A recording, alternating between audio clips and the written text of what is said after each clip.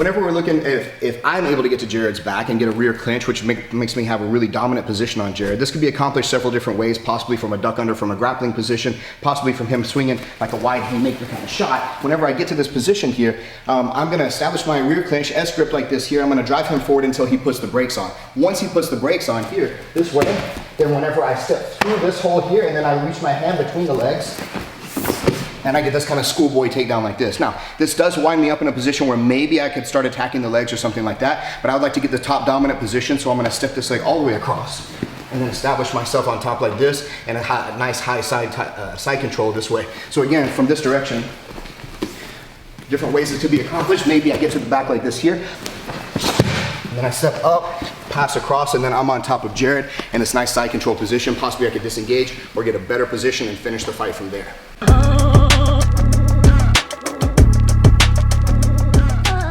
Whenever I've gotten to the rear mount on Jared here like this, I have a lot of good attack options here. And some of them are a little bit more direct and he's gonna be scouting those out. So sometimes whenever I go in here and I'm starting to come in across Jared's neck, this hand over here starts to pull and defend away. So if I feel that happening already from this position, I'm gonna allow him to pull this and expand it out, and I'm gonna hook under my own leg. If I've already done a good job of trapping this one here, I can pass it over and across and then get this 2-on-1, remove this one here. Now, as I go to fall over to the side, sometimes Jared will feel, if I take this hook off, that he's free and he'll start to rotate to face me, and that's gonna give me the accessibility to go inside here and lock up the triangle choke. I have another option whenever I get to this position here. Even if he doesn't follow me and I take this off, I'm gonna sit back, hook this one behind his head. This one's gonna go in front of his head here as well. I don't have to have this hand any longer. I can switch both arms back to here and get this head hook arm lock variation.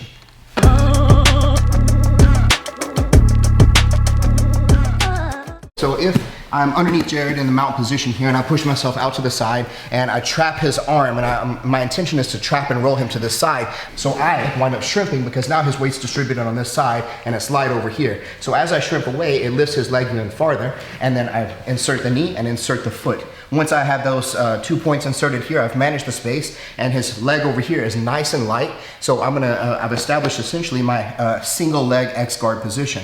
A good finish for me from here is to take this arm and scoop this until his leg is up by my ear, and then I take this foot off, post on this foot and on this elbow to here, this way. And at this point, maybe if I can hook behind here, I can pull the leg out, or I can stand up. Either way, here, it's gonna topple Jared's base over, and then I'm gonna wind up on top, pass his leg to engage to a better position or disengage from the situation altogether.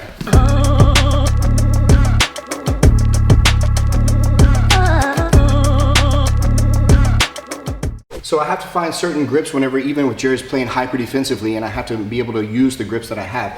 Whenever he winds up in this turtle position, he's really shut off a lot of ability for me to get underneath and inside. So one good technique for this, whenever he's really closing up all those spaces, so what I want to do from this position is whenever I find myself in turtle top, I'm going to grab here the back of the collar, I want to come back, grab the belt or the pant on this side, and I'm going to take my other leg here that's extended out alongside of him, drop my hamstring across the back of his neck here, and pick up heavy on the back of his pants here. So I go here, 1, 2, I drop, kick him over. Now, the cool thing that happens with this one here is that my leg winds up in front of him, so I can come back, cut the arm away from the choke, and then this hand comes up, I step inside here, thumb goes inside the collar, I come up, sprawl out, and then take this elbow to the floor, and it's a nice strong paper cutter choke from top side.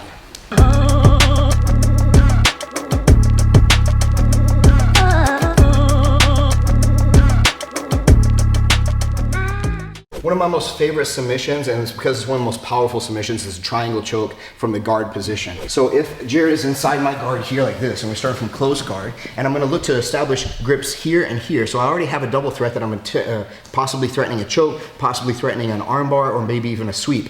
So something he may do in response is to get a really good posture, put his hand on the inside like this, and so he's not making any discernible mistakes right off the bat. So I'm gonna hip out to the side as if I were threatening to sweep him by bringing my shin across his bicep and smashing his arm against his body. Most of the time the guy doesn't like this, and he goes to pull his arm out in hopes that he'll get it free and reset the position.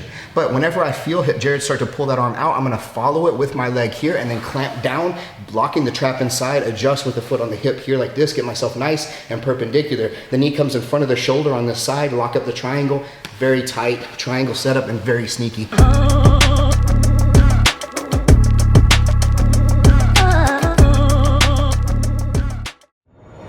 can't be anywhere else. If your head is any of those places, you're gonna suffer for it pretty immediately. So one of the greatest things about Jiu-Jitsu is that you suffer your karma immediately in the moment.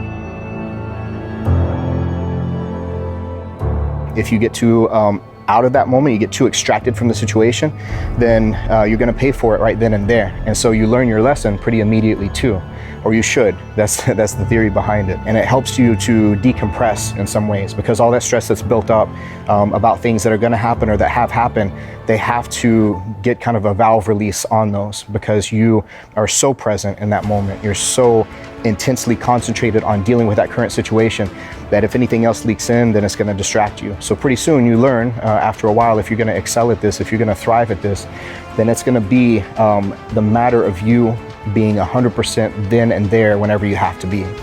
There's definitely more of a time than any for us to be understanding and studying and training in a form of self-defense that's effective for everybody, that's efficient, that someone can use against someone bigger and stronger and faster. And I think that Jiu-Jitsu does that expertly. So learning about the elements of Jiu-Jitsu as far as the structure of the fight, of the interaction of bodies whenever there's a physical conflict, learning how to manipulate my opponent's energy, how to elicit commitment, how to keep that person committed on a current course of action, to be able to manipulate that situation, to make it advantageous for me and disadvantageous for them.